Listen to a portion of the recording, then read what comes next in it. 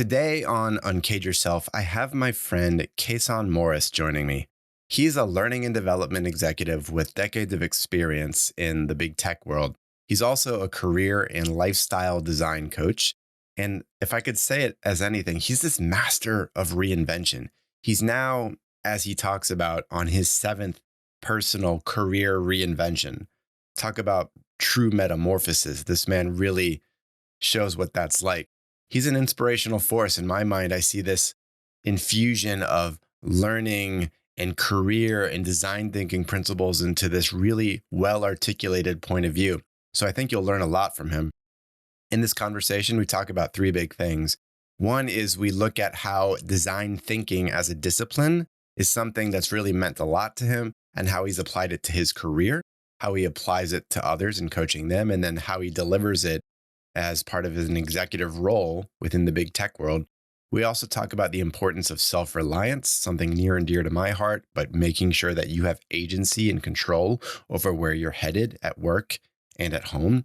And then we talk about some specific strategies for operating within corporate on your terms so that you can then in turn live your best life, because it's one harmonized thing, work and life harmonized together. So that's what we break down. Last thing I'll leave you with before we get started, if you haven't checked it out yet, you need to subscribe to Wednesday Wisdom. It's my weekly newsletter that I put out through MatthewDoan.com. It's just chock full of strategies and tactics on doing things exactly like we talk about in this episode, how to live uncaged, making sure that you live your best work and home life in harmony. So check it out at MatthewDoan.com. All right, let's get to the episode with Kason. Growing up, society taught you to follow the script by choosing a career path and climbing the ladder. But for many people, this promise falls flat. Work suffocates them and life becomes painful. Here, you're trapped in what I call the corporate cage. Fortunately, there's a way out. You can take control of your corporate job and unlock a life of freedom. I call this living uncaged. Hi, this is your host, Matt Doan. I'm a coach, creator, and entrepreneur. Uncaging people is my mission because it's been my exact life journey. This show provides you the stories, principles, and tactics to make it happen. Welcome to Uncage Yourself.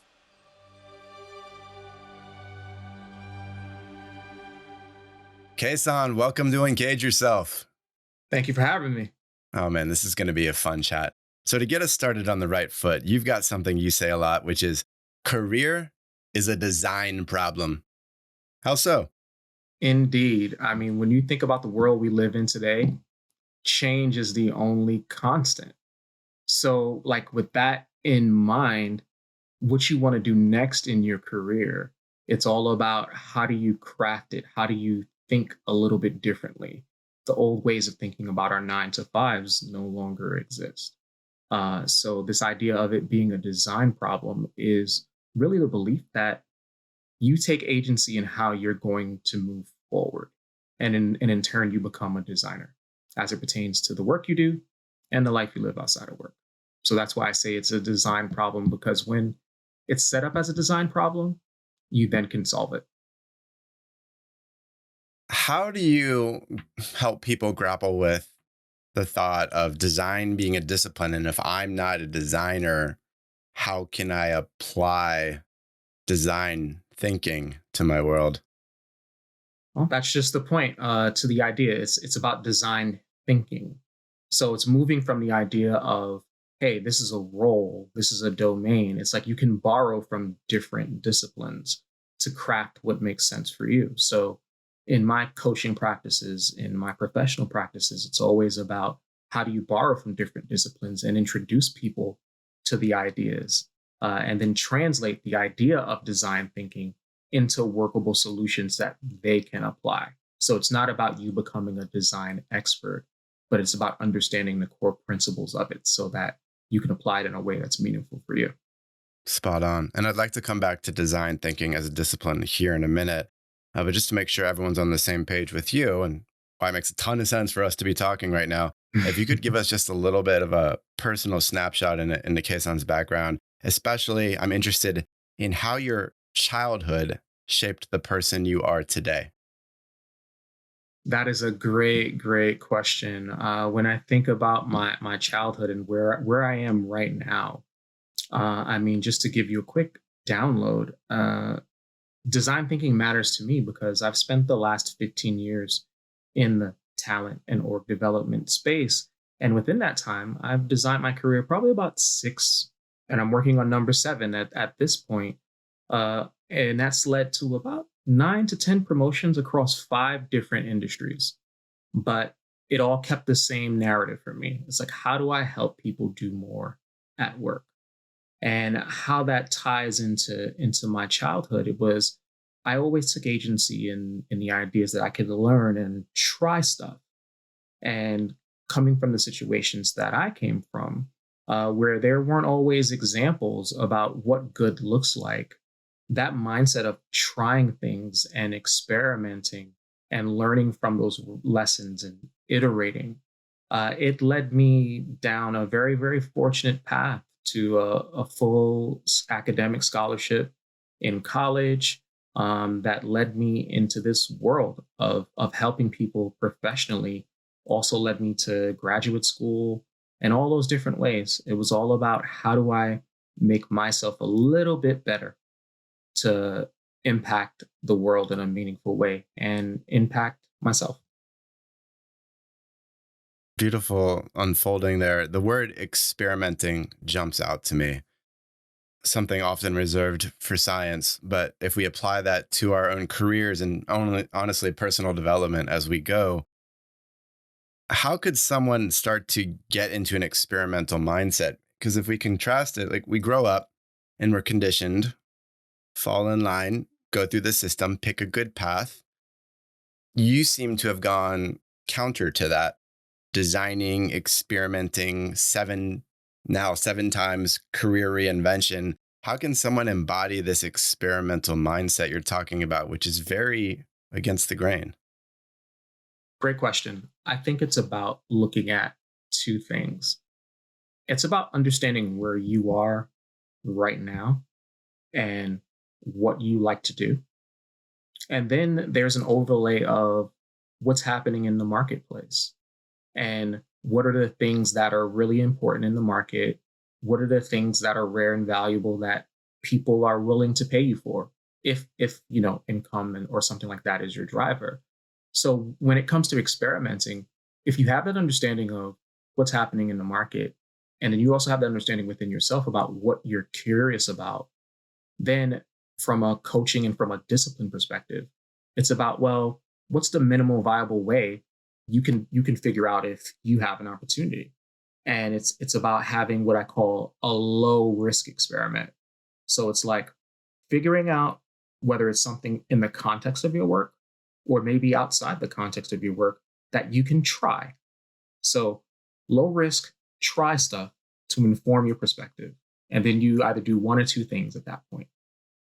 If it works and it made sense in your trying stuff, you persevere and you get deeper and you figure out the next thing. If it didn't work, then you pivot and you do a bit of reflection to understand what didn't work. And having that informed perspective is what will allow you to continue to iterate and experiment in those ways. And that borrows again from different scientific disciplines, design thinking disciplines. Because when you think about design thinking, from the product design space, anyone who's ever developed a great product, it's never perfect the first time out the gate. And that's the value of design thinking is you get it good enough so you can try it and see what your target audiences say. And then you tweak and adjust from there. Reminds me of what several of my coaches have said over the years, just get to messy action. And Hmm. like you said, a low risk experiment where you're not betting the farm doing something stupid like quitting my job and betting it all in some venture you've never tried, or learning a new skill set on the side. These are all things that you can do in low risk environments and say, do I want to dial this up? Am I getting the returns I want? Am I feeling good about this? Does the market or whoever I'm seeking to impact give me positive vibes in return? And then I'll dial it up. That's really smart. It also makes me think as you were talking there, Kason, One of the, I think, most underrated life skills, and it's pretty meta, is the idea of awareness, both within ourselves and our external environment, starting with ourselves, right? To your point, if we don't continually reflect and see what we're about and question ourselves, what we love, what we don't love, what gives us energy, what drains us, these sorts of things, we can't know ourselves. And then you have to ask yourself, how do I, now that I know myself, plug into an environment or design an environment around me that complements who I am, right? Rather than just plug into whatever's given to me, which is how a lot of people evolve in their career. They're like, well, I studied this degree, therefore I did finance, so I'm going to be in finance, right? And they don't do any sort of awareness to understand where they could go. Yeah, yeah, that is such a great point. And what I always tell others when I'm having these kinds of exchanges is like, don't live someone else's life. Don't follow someone else's road. Like you can be inspired by it, but we see so many archetypes out there that when we're plugged into the matrix, so to speak, you just follow that pathway. And one of the big ways I start to deconstruct that a little bit is by getting people to really think about, as an initial exercise, their work view and their life view. So what often happens is that people's work views are in that limited construct, as you had just mentioned, and then their life views have their own definitions, and those definitions are usually very disparate. And once people have that aha moment, the goal then at that point is like, how do you start to bring those things a little bit closer together so that you're living more holistically? You're looking at your energy and all those other elements that you mentioned. And that becomes really powerful and transformative for people. I'd like to, if you could, apply your design thinking approach for a moment here in a hypothetical. Hmm. So, say someone is in HR and they do it because it's good money. They don't Hmm. really enjoy it, but they've got 10 to 15 years in HR and they're moving their way up the stacks, doing well. They find no joy in it. They find most of their joy with family or personal pursuits or extracurriculars. How would you get someone in a position like that to do this harmonization of work and life? How would you apply design thinking to make that real for them? So there are generally three levers that I find that drive most people in their lives. Money is a lever as a utility. Meaning like, hey, and are the things that I'm doing actually helping or contributing value to the world? Expression. Am I being creative? Is this true to the things that are part of play and expressive to me? So in taking that person who may be the HR person who has market relevant skills and is down a pathway, and then they realize like, hey, I want, what really drives me is spending more time with my family. So then you need to think about, well, let's look at the where you are in relation to your career and the routines of your job. Are there ways to start to craft and influence the routines of your job so it isn't necessarily changing the job itself, but it might create more space so you can do more of the things that you want to do, such as spending time with family or doing something meaningful. I also apply that to their actual work context as well. So it's like, let's start to index the things that you like doing in the role or function and the things that you want to do less of. And let's craft the job in such a way where we're starting to delegate those things that you need to do less of and doubling down on the things you want to do more of. So that way it injects the work life with more meaning, more focus, more energy, and more impact. Hey there. One quick note. If you resonate with the content of this show, I'd love to go deeper with you to truly help you transform and uncage yourself. I help people through my Uncaged coaching program. It helps you get control of your 9 to 5 and create tangible forms of freedom in your life. Time freedom, financial freedom, and more. You'll find a link for my coaching services over at matthewdoan.com. Now, back to the episode. I love those three levers, Kason: money, meaning, expression. These are all ways that you can increase the harmony between the work-life split that many of us are wrestling with. We want it to be closer together. I hate using the word balance, so let's go towards Hmm. harmony or alignment, right? You mentioned another keyword that jumped out to me, which was agency. And in the context of work, oftentimes, say we jump into a new company, especially earlier in our career, we say, give me the job description. And then you're like, all right, I got to plug into this job description and be what all the bullet points are saying I need to be. And then you feel constrained. You feel like you can't be anything else because the job description is this. Therefore, you think I'm getting paid for this. And what people don't actually take advantage of, they're not brave enough to say, how can I assert myself? How can I shape this opportunity, this role, the set of responsibilities to be more towards what I love doing, more towards that zone of genius type feeling versus just being competent at what you're doing. So I would love if you could unpack this idea of agency, because we see a lot of institutions as we grow up, out of college, 20s, you get into your 30s, and you got a lot of career experience. The institutions condition us like, follow this path. Like, this Yeah. is how you climb that ladder. This is how you get rewarded. And we believe this is what we need to do. So we follow the paths, we follow the norms. And then we wake Yeah. up like some people wake up. Some people wake up and say, oh my God, is this all there is? It can't be. Surely life is more than this. Surely work is more than this. Can I make work be awesome again? Can I get that good feeling? So I'm Hmm. asking to you, how do people who kind of wake up and go, oh crap, how do they reclaim agency for themselves? How do they actually start taking control of their work environment? I would capture it in two logics. Think about influence with authority and influence without authority. So to back into the things that I mentioned earlier, is like how do you re-inject soul back into your work? That gets into that idea of crafting.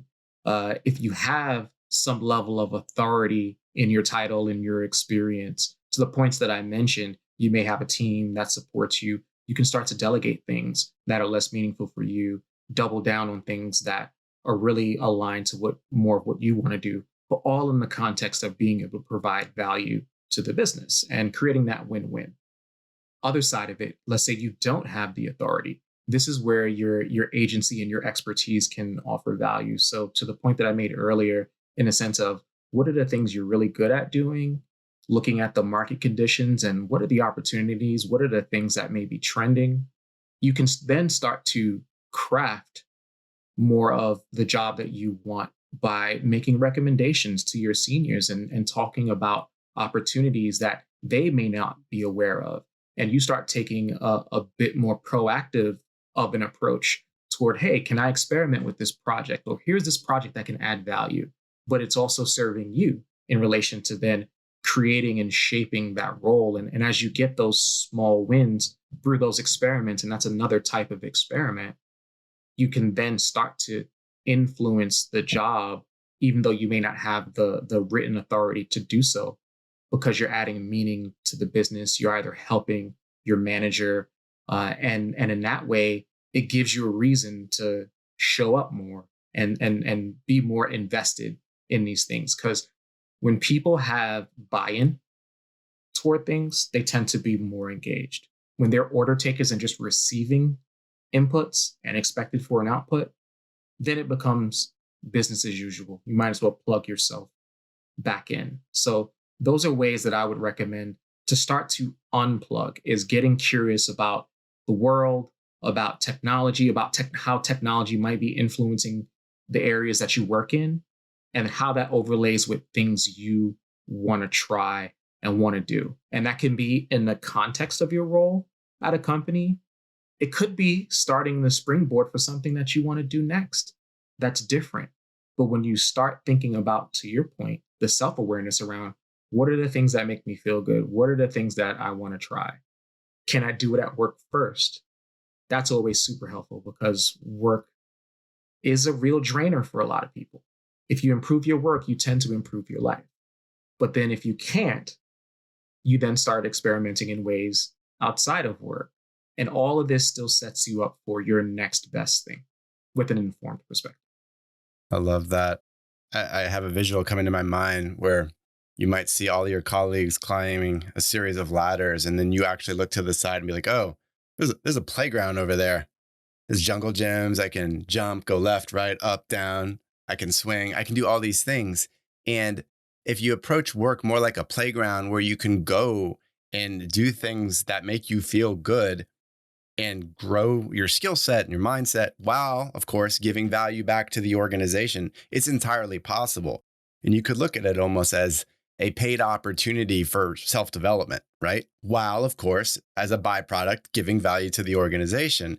And then you ask yourself, well, what do I want to make of this situation? How do I design my environment, my interactions, my tasks, how I spend my time so that I'm getting a lot of gain and concurrently giving value back to those around me? It's entirely possible. It doesn't have to be either or. It can be both, but you've got to design your way there. Yep. 100%. So let me take a hypothetical again, because I love making it real for our listeners here. So say you're a mid-career professional, you're like 15 years into your career, you've been pretty much on one path for a while. Yep. You look around COVID, and you look all over LinkedIn and Twitter and all these places, and you see all this inspiration of entrepreneurship, side hustling, people leaving their 9 to 5, these sorts of things. I mean, we both have been in the coaching game, for example, and things Yep. like this. We make space for being entrepreneurial, right? So you've got someone who's a little bit trapped. They're inspired by entrepreneurship. They don't want to fully leave corporate yet. Like that's not the right move, and as it's not the right move for most people. Mm-hmm. What should they look for within their current company or in going to another company so that they can be more entrepreneurial and start to develop new skills and feel that harmony you're discussing? Yeah, I would say, and here's a design thinking principle. It's like what's called a reframe. Is if you, it's not about being team entrepreneur or team 9 to 5. I think of the idea of your career as a portfolio. So if you're looking at the skills, if you do this audit and you have a self awareness and an understanding of your skills, where you are as a mid career professional, which skills are valuable both to you and perhaps valuable to others. Um, I would then start to think about what are some skills that stand out that could potentially be monetized outside of the work that you're doing, and that's why I go with the idea of a portfolio. It's like at different places, we all have great experiences that can help someone move a little bit forward, and think about ways that you can share those experiences with others. Whether it's a new employment opportunity where you're exercising those muscles in a more meaningful way for more meaningful value for you, whether it's monetary value, whether it's meaning value, whether it's expression value, or concurrently with the work that you do. To the example that you made, you could do some coaching. You have all these. When you think about the gig economy, I mean, that's here to stay. It's like work is democratized. A lot of other corporations are looking for specialized talent on a temporary basis. When you look at Upwork and Fiverr and these other places where you can experiment at low risk and see what people are willing to pay you for based on skills and interest that you have. And that creates a more holistic view of your career, and it's using what you have. I mean, that's the biggest thing, is that some people aspire for their dream career, and it's like dream careers are not landed, they're created. And you always start from where you are right now, and you most oftentimes are sitting on more skills and more value than you realize. It's just about how you look at It makes me think when you're discussing portfolio career, one huge reason for this would be to give yourself life options in the future. And we've talked a lot about this online before, but you never know the person you're going to become. You never know your circumstances, the people you'll be around, your interests. So the more that you can diversify now, experiment, set up other pathways, skills, relationships, you never know which ones you're going to want to take advantage of in the future. But if you stayed on this one lane road for year upon year, you're not going to have those options. You're going to be constrained, and you're going to have a freak out moment later on in life because you didn't diversify. Just like you do with a financial portfolio, do it with yourself. it. Yep. That's a You, great way to think about it. yeah, you also talk a lot about skills.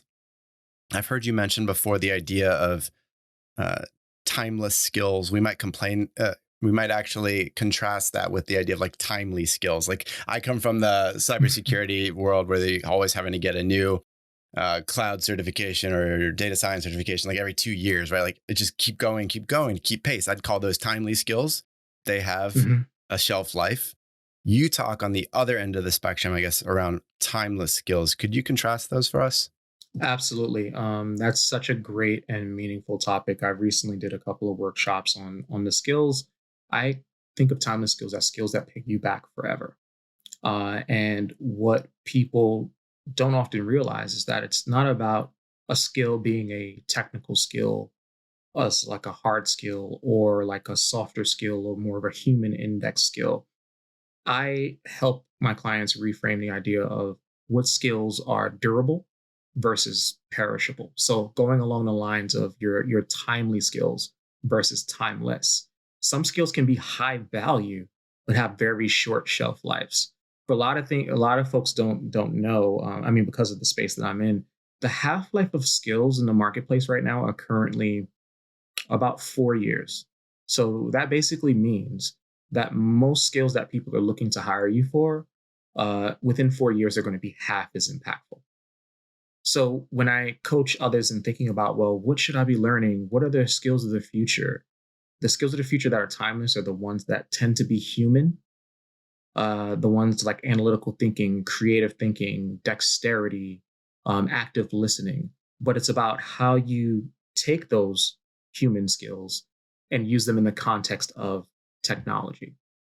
And once you start thinking that way, it's not about understanding what the new skill is. It's about having the dexterity to be ready to learn that new skill and apply those human skills to help you move forward. And that's essentially what is timeless, no matter how far we advance with our technology, because technology is not only replacing low index, low task skills, AI and machine learning is also replacing high end skills. Think about how easy it is to build a website these days. 5 years ago, building a website was a very specialized area of work that people could make a lot of money in. So that's an example of a skill that was valuable and rare at a point in time, but perishable. So the more you start to get skills in the highly durable category with a longer shelf life that are rare and valuable, the more future proof you'll make yourself and the more timeless those skills are.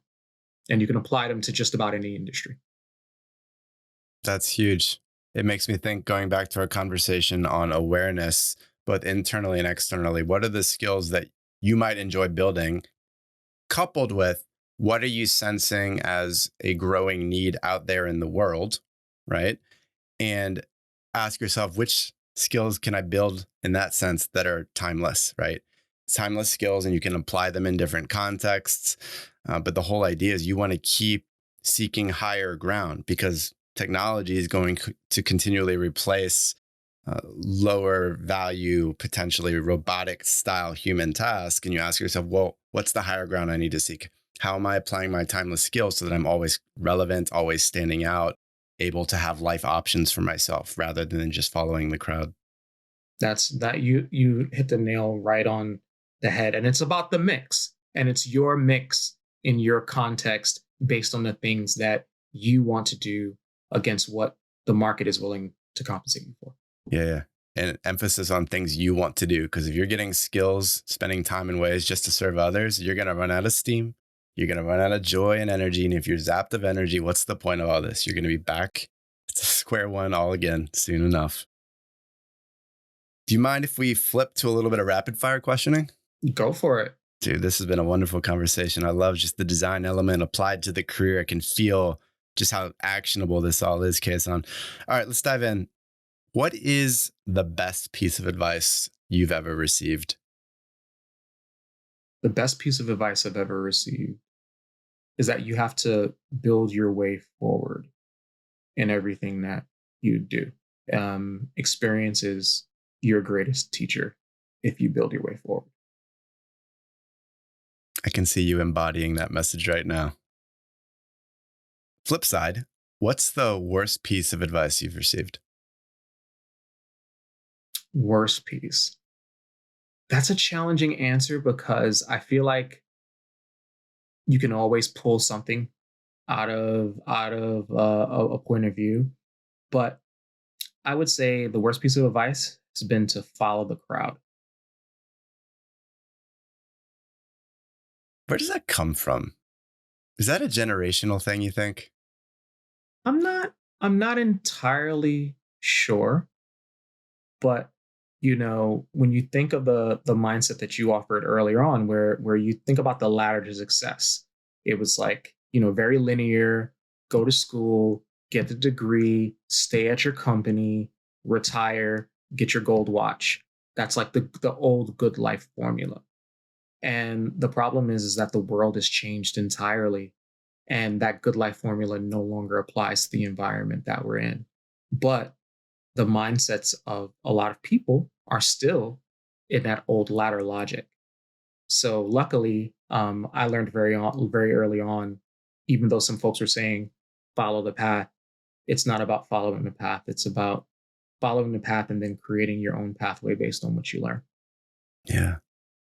I think we as millennials were caught in an interesting time period where our parents, those that raised us, had a more baby boomer type mentality of following the long career path, get the pension that is. And that wore off on us to an extent. We went traditionally through school and started on career paths. And then 10, 15 years into our career, Gen Z comes into the workplace and has this very independent, self reliant mindset, which is completely opposite of that. And I think we're feeling a tension of being a little bit of both. And we have to wrestle with that because we know there's value to both, right? Like getting on a path has utility. You can get income, solid foothold, build life options. But then at some point, you have to establish, for most people at least, this self reliance to feel like a complete human, like you're tapping into your potential. And I think you look around at the younger generations right now that are living that and embodying it so cleanly. It's an interesting place to wrestle with, being in the millennial space. It is a very interesting space, and to add more color to what you said, I would say in some ways, generationally, there's like over indexing.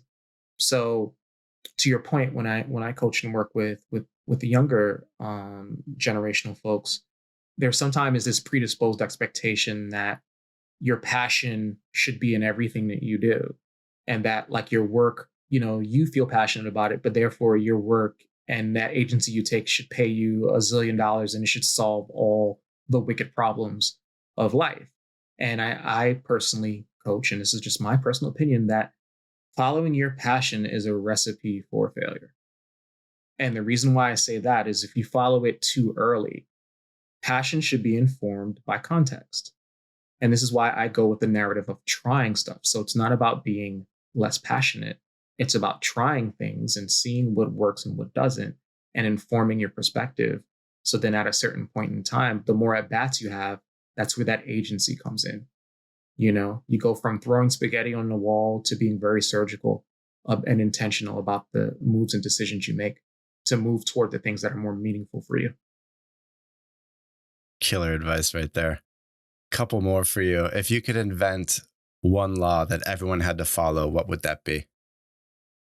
I would I would say that everyone should learn how to learn.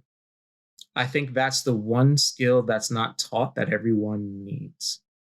We go to school and we consume a lot of information, and we have that information in our heads, but really understanding how learning works, some brain science, neuroscience, understanding how you learn in the best context, building that dexterity as a skill in the course of education and not reactive to it, I think would allow our future generations to be much more aligned and future forward and really thrive in this world that we go into post pandemic. Yeah. Talk about the ultimate meta skill right there, learning how to learn. What advice would you give to yourself if you were starting your career right now in 2022? What advice would I give to myself? I would say stay radically curious, and that your network is truly your network, and how you cultivate and curate relationships through that context of curiosity is the thing that will help you define the career and life that you ultimately want. Love that, man. So much you can do with that. That's about creating a portfolio, career, and life options as you think about radical curiosity, dancing to wherever your heart and mind is pulling you, and then building relationships, curating those in your life to open up doors, be inspired, be pulled upward, all those things. Amazing. Kason, this has been wonderful. A few things to wrap us up. What does uncaged mean to you? Uncaged, I'm a big movie buff, so I correlate it directly to this idea of being unplugged. I think of the movie The Matrix, which was a very formative movie for me. In my upbringing, I actually did like a high school philosophy paper around it. I won't go too far into that, but when I think about being uncaged, it's really being able to exercise and understand the principles of freedom. It's not about being perfect, but it's about having agency and autonomy and knowing that when you have that mindset within you, there is no cage. Just like in the Matrix, there is no spoon. Oh man, you're getting me started. Matrix is my favorite series of movies in the world. I have this killer Morpheus artwork in my office upstairs. Like it lights me up every day. Side note, when my baby son comes in to visit me in the morning, there's two pills. There's a red and the blue pill. And inevitably, when I hold him up, he always reaches for the red pill. Never once has he reached for the blue pill yet. I think it's a good sign. We're going to keep going with it. It's embedded. But yeah, we could talk about philosophy of the Matrix. Maybe we'll do a whole episode on that one. That's amazing. Kason, where can people connect with you online? As of right now, one of the best ways to connect with me is via LinkedIn. I keep a very active Calendly up. My goal is really to have meaningful conversations and to help to continue to inspire people, and then go from there. I advise corporates. I work with mid-career professionals.